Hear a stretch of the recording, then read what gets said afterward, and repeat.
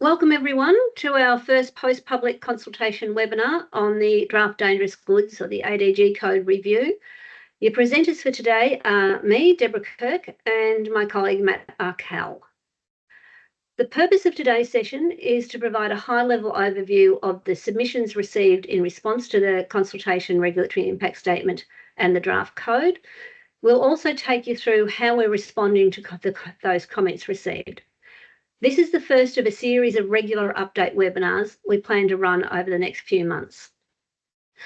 Before we get too far into the session, I have some housekeeping matters to address. Firstly, this meeting is being recorded. A copy of the recording will be made available on the NTC website, probably early next week. As we're all participating from many different locations today, I'd like to make a general acknowledgement of traditional owners today. I acknowledge the traditional owners of the various lands upon which we are meeting. I pay my respects to their various elders, past and present, and to any of the elders of other communities who may be here today. Okay. What we're going to be covering today is an overview of the comments we've received, clarification of the relationship between the model subordinate instrument, the model regulations, and the code, progress of issues, likely outcomes for some matters, and the process for moving forward. During the webinar, you'll have an opportunity to ask questions. To do so, please pop your question in the chat. If there are a number of similar questions, we may consolidate these for the Q&A session. We are going to have to wrap up the webinar around 2:50 today, as Matt and I have another stakeholder meeting straight after this webinar. If we don't get to all of your questions during the session, please be assured that we will be publishing a Q&A sheet with the webinar recording on our website. So all of your questions will be answered in there.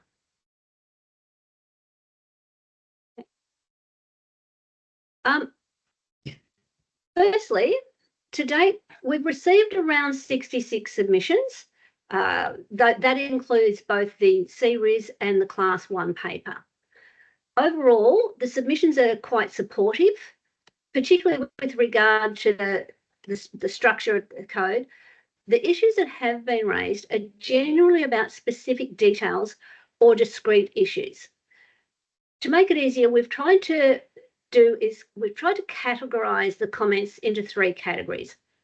Basically, we've broken them down into drafting errors, omissions, or incorrect cross-references, minor issues that require tweaks and clarification to avoid misinterpretation, and more significant issues that will be dealt with as the issue requires.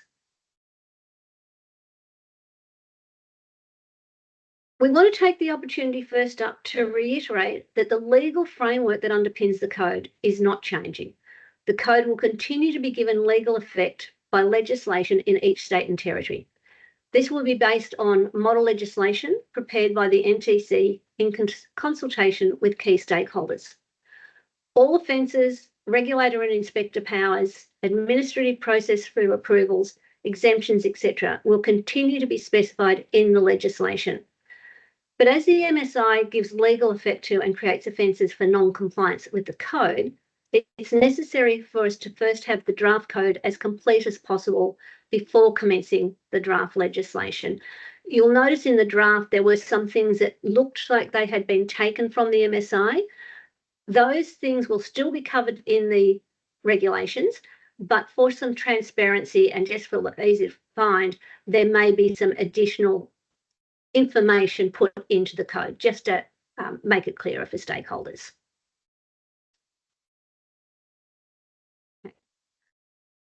There's a number of things that we know people are going to have to get their head around. Terminology is one of these. There's a number of changes to terminology that will take some getting used to. These include the use of shall rather than must. The UN model regulation uses shall, and the current ADG code has a mix of both shall and must. So moving forward, we will be using shall. Other terminology changes include the use of carried, carriage, etc., which are synonymous with transport and transported. The term carrier is used in place of both prime contractor and rail operator. We think this is a good move. Carrier is, if you're the one doing the carrying, you're the one responsible for those activities. The term prime contractor at the moment causes a lot of issues. It's also defined differently in this legislation in HPNL. So we think we can avoid all of that by just saying carrier.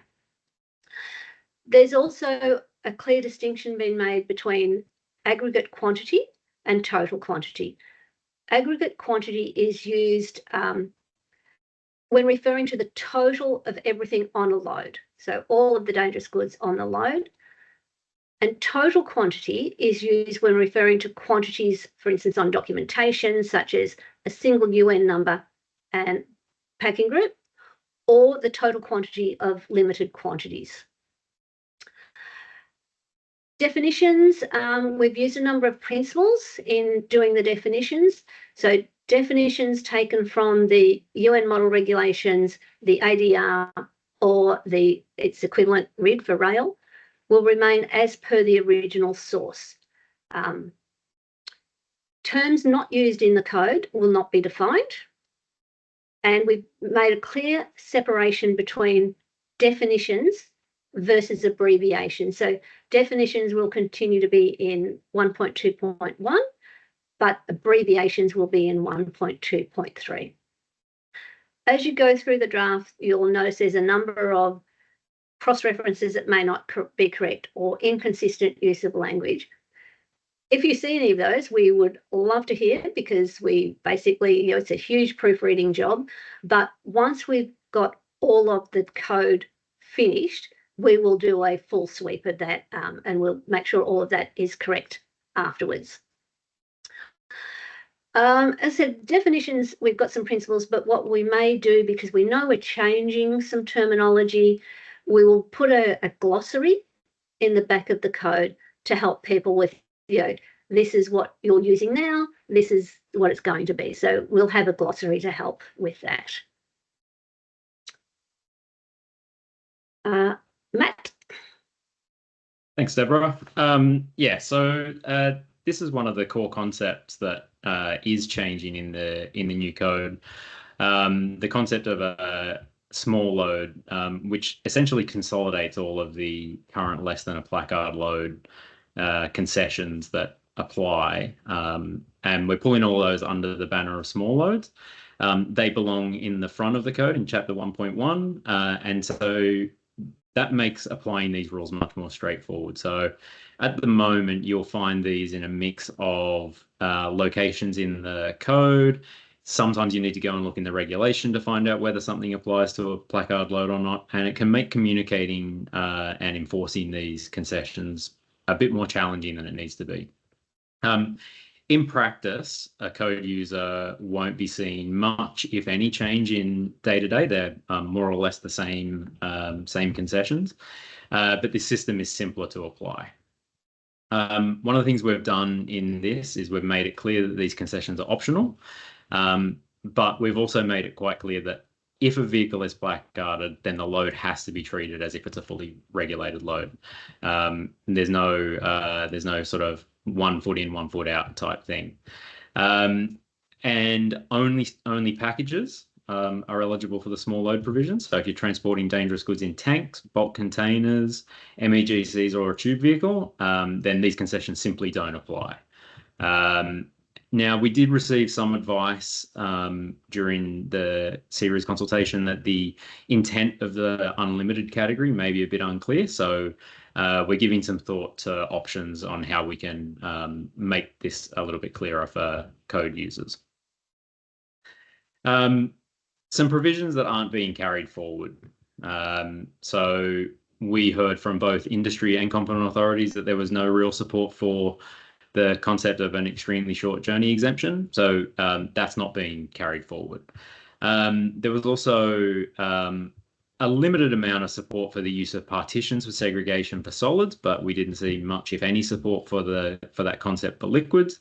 The other challenge there is that there's conflict between those provisions and the segregation requirements that come from ADG 7.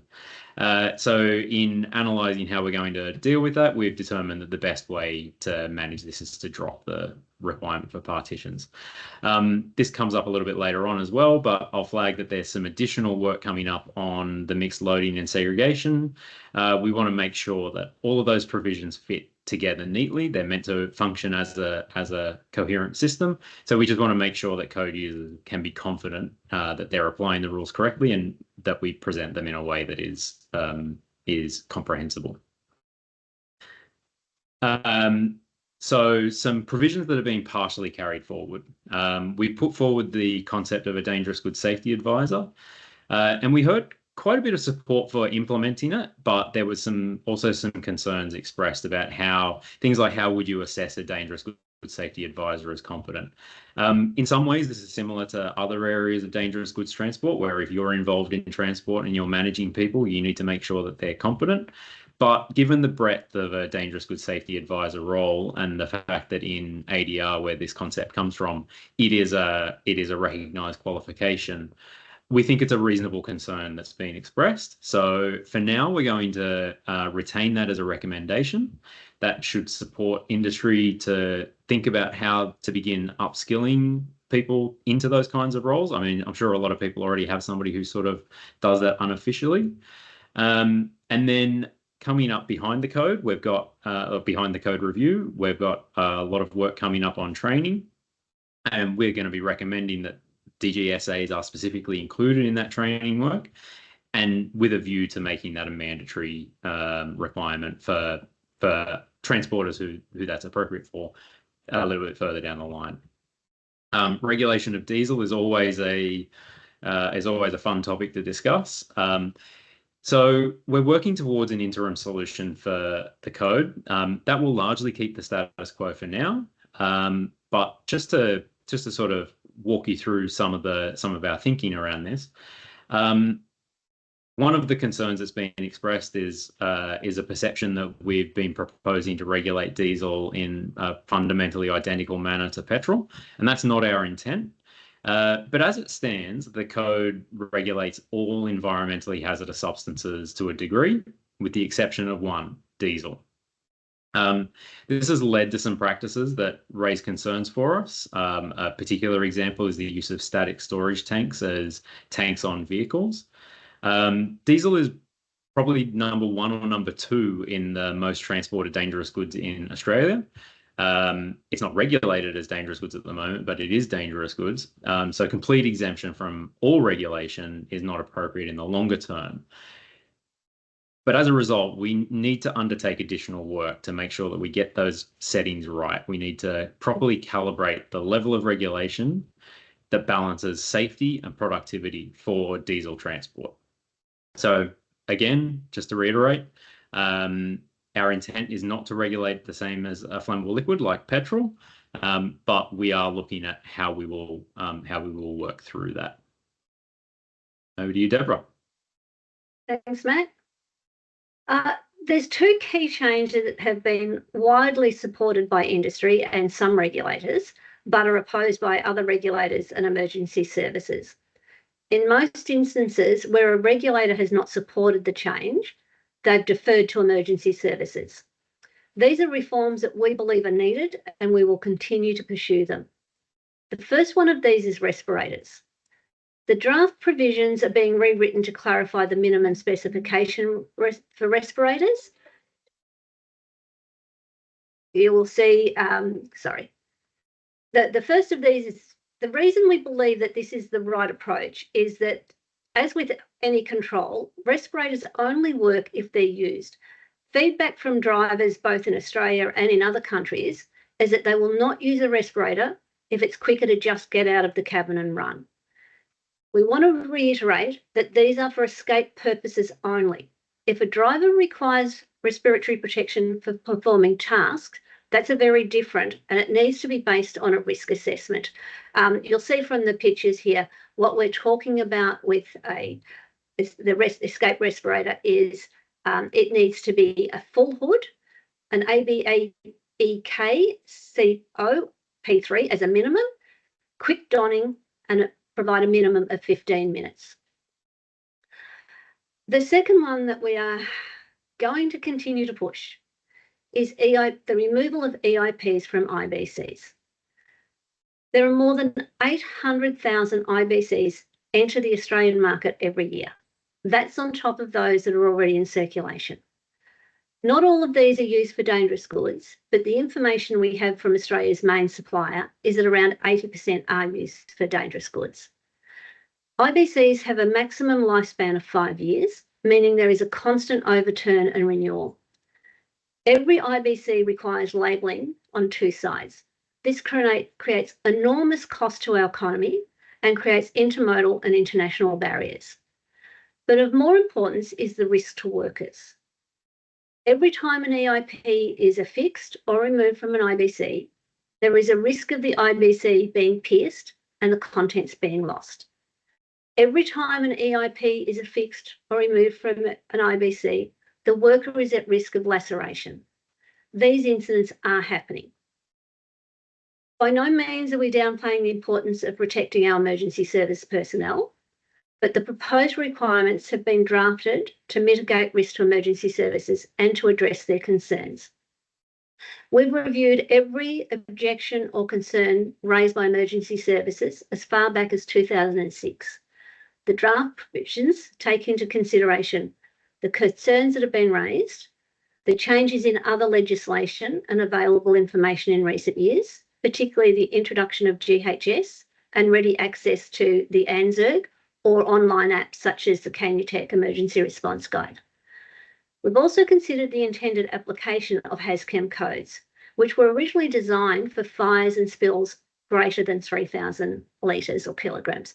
So as I said, we believe that these reforms are necessary and appropriate, so we will continue to pursue them.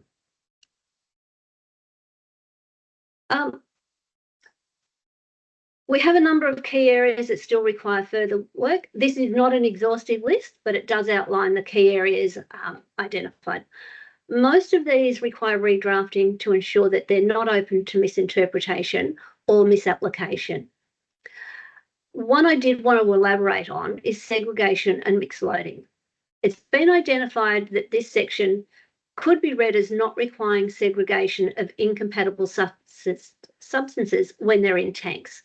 That's certainly not the case, and we're doing some redrafting of that section to make it clear that it applies to everything other than small loads. Also, draft code and consultation regulatory impact statement excluded the concession for segregation of chlorine that's currently contained in special provision AU07. In response to submissions from the chlorine industry, we intend to reinstate the concession, but relocate it to Chapter 7.5. The reason for reinstating the concession is based on the relatively niche industry and the comprehensive risk assessment on which the original concession was granted. Now, I had done something fancy here and realised it's not going to work in presentation mode, but that's okay. What we've done, this spreadsheet, this is just a tiny snapshot of a spreadsheet. We have been going through all the submissions and detailing all of the drafting changes that are necessary in response to the comments. This, you'll see here what we've got is what the provision is. Sometimes it will just say terminology, but we've got the provision, the comment that we've received, the suggested change. Now that suggested change may be from us or it may have come from the submitter. Then we've got here, it says NTC proposed action, but what we've got is, this is what we've done. This is what redrafting or amendments to the draft that we have done in response to the comment received. I said this is just a snapshot of a few of them, and I did have this little one up here that I could open up. We will publish this list after each webinar. You will publish the webinar, the recording of the webinar, the FAQs, and the latest edition or revision of this list. Some of them will be greyed. They'll just have they'll be shaded in a light grey. The ones that are shaded in a light grey is to indicate we've already done that at a webinar. So as we do it, this will be a progressive updating. So you'll be able to see exactly what the comment was and what we've done to respond to it. We will do that whole spreadsheet when we publish it. Matt? Thanks, Deborah. Okay, so just going to quickly run through a few three specific items that we received some comments on and how we've responded to them. So the special provision for environmentally hazardous substances, this is the replacement for special provision AU01. We've made some tweaks to the wording of the special provision that was in the draft code, and we've also included an explanatory note. That is to ensure that the critical aspects of marking and labelling for these substances are met. The intent of these changes is to clarify that the concessions in SP 375A applies to packaged dangerous goods only, including IBCs. So much like at present, if you're transporting environmentally hazardous substances in tanks, they're fully regulated. We want to clarify that UN specification packaging isn't required. It doesn't need to be approved packaging. It needs to be good quality, robust packaging that meets the general requirements, but it doesn't need to be approved. And we want to make sure that we've allowed for packaging that displays a class label. This is particularly important for packages that are traveling intermodally. We think that in practice, the most important hazard communication on an environmentally hazardous substance is the environmentally hazardous substance mark. That's the dead fish and dead tree. And we want to be clear that that mark is required, but that the class label is optional. This is because when environmentally hazardous substances travel by road internationally and then by sea or air into Australia, they will typically be marked with the EHS mark and also labelled with the Class 9 diamond. And so the presence of the Class 9 diamond isn't prohibited, but it is permitted, but it's not required. And to be clear, the intent is that the presence of a class label does not mean that the goods are regulated beyond the provisions that are in this code, in this section. For empty unclean storage tanks, this exemption was intended to largely replicate the provisions in 7.2.7 in the current code. And in the feedback we received, it was identified that the conditions for placarding, segregation, documentation, and safety equipment that's in the current code hadn't been brought forward. That wasn't an intentional omission, and we've fixed that up. So those points on the slide that you can see that are underlined have been added to replicate those conditions in 7.2.7 in the current code. So essentially the status quo will continue for empty unclean storage tanks. And finally, of these three items is the retail consumer provisions in 1.1.3.11. There were some concerns raised about the potential for misinterpretation or misuse of these provisions. The intent of these provisions is to treat household dangerous goods that are being transported from a retailer to a customer in an analogous fashion to when you're taking your shopping home from the supermarket and it contains some dangerous goods. As part of this, we've investigated what the origin of the type, color, strength part of the draft was. There were some questions about that. And we've determined that in our context, that's probably best replaced simply with UN number. It's the original source of it is from the UK, and that provision allowed for distribution, for transport from distribution centres to retail points of sale, and we're not allowing that in this, so it's not necessary. It was a specific issue for the paint industry. Don't need to go into any more detail than that. But we wanted to make sure that there was still some reasonable quantity limits on the individual dangerous goods that are being transported under this exemption. The other thing that we've done is we've crafted a definition for retail customer to go in the definitions, and we've used the same language as used in 1.1.3.1a. And that So that covers things like online grocery purchases. These are, like I said, fundamentally similar to you buying dangerous goods at a supermarket or those kinds of retail situations and taking them home. And so it just makes sure that that's properly addressed. Matt, sorry, just before you go on, I just want to point out those last 3 slides that we've just looked at, the environmentally hazardous, empty unclean storage tanks and retail customers. I just wanted to say this is we think we've got this right, but we would love to hear your feedback on whether or not you think we have actually got those settings right or the redrafting of that correct.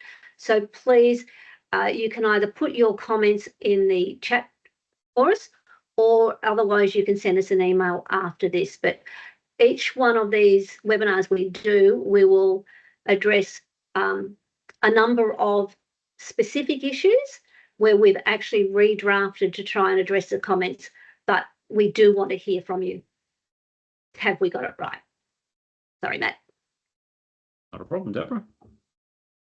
Okay, so a quick run through what the sort of future processes are, since this is our first webinar. These drop-in sessions, we're going to be scheduling these on a sort of a forward basis, so that we can work through these issues and keep everybody informed of the work that we're doing to reflect concerns that were raised, outline actions on discrete issues that have come up, and make sure that everybody's across the sort of the tweaks as they get done. The other thing we're going to be doing is sending out progress update reports on these issues that have been raised. That way, if you can't make it to a webinar, or if it's a relatively minor issue that doesn't need its own individual meeting, it can be addressed. You can keep informed, and as you get those updates, if there's something that you need to provide comment on, you can do. And so our next steps. So there's some discrete minor issues that we'll be discussing those with the stakeholder who raised it, and then some more significant issues that might need to be worked through on a case-by-case basis. It might depend on the issue, the complexity of the issue, and also how broad-based it is. And we may be able to deal with it in a drop-in session like this, or we may do it in a separately scheduled meeting, especially if it's a discrete stakeholder group. One thing just to be aware of, issues and concerns relating to duties that stakeholders have. They're largely going to be left to the legislative drafting process that's coming up behind the technical aspects of the code. And all of this work will be providing updates on and the outcomes of it in progress reports. And so that way everybody can be kept aware. If you can't make it to a webinar, that's fine. There are other ways of finding out. And if worse comes to worse, you can always email or call Deborah or I. So some points on the timetable. The timeline for the code review for finalising the code review isn't fixed. We're working towards mid-2025 to have the code ready for approval. We don't have infinite time to keep on working on the code, but that's our target. There's factors that are going to play into how this actually winds up landing. For instance, there's a federal election coming up in the first half of this year. What impact that has on our work and on the approval process, it's not clear to us at this point in time, but we know that it's going to cause some impact somewhere along the way. If there's extra time, we will use that extra time to either keep on working through the code, or if there's no issues left, then there's plenty of other supporting work that we can get cracking on in the meantime. So the code being in a state where it can be approved, it's not necessarily ready. That doesn't mean it's necessarily ready to be published, but it's definitely got all the kinks ironed out. So that gives us the ability to make appropriate recommendations to decision makers and allows them to actually do the approval process for the code. So ultimately, this means we're going to be working through all the issues we've heard from everyone on, and if there are any newer issues identified, we'll also need to plan to address those. So no definitive dates at this time, but as the year progresses and we get a better sense of when decisions might be able to be made, we'll be keeping everybody appraised of that. And so, oh, Deborah? Oh, sorry, I was just going to do the questions first, or do you want to do your recap before the question? No, we can do questions first. So we don't have any questions in the chat. So please take this opportunity. If you don't want to drop them in the chat, just put your hand up and we will unmute you and turn your video on, and you can ask your questions directly. So please start thinking about them, either drop them in the chat or have them ready while Matt does this, and then we'll go straight to questions after. Yes, so just a final recap. We are working through all the issues that have been raised with us, and we want to keep everybody informed of the work that we're doing in this. Again, the timeline for finalisation isn't fixed.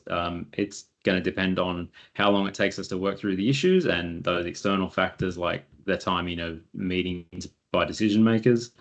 As you're working through the code, the draft of the code, if you identify something that looks incorrect, please get in touch. It may just be an error that we can clear up easily. And if it's more substantive than that, then we need to address it. And finally, the class 1 provisions are running a bit behind the rest of the code if you're interested in the transport of explosives. But we've begun planning how we're going to work on those and integrate them into the code, and so that can all can be addressed properly. Finally, our contact details are going to be on the next slide. And just as a quick last reminder, we're going to be sharing a copy of the slides, and a recording of this webinar will be available. And although there's no questions in the chat as yet, if there are too many for us to get to, we can address them in our update after the webinar. Thank you.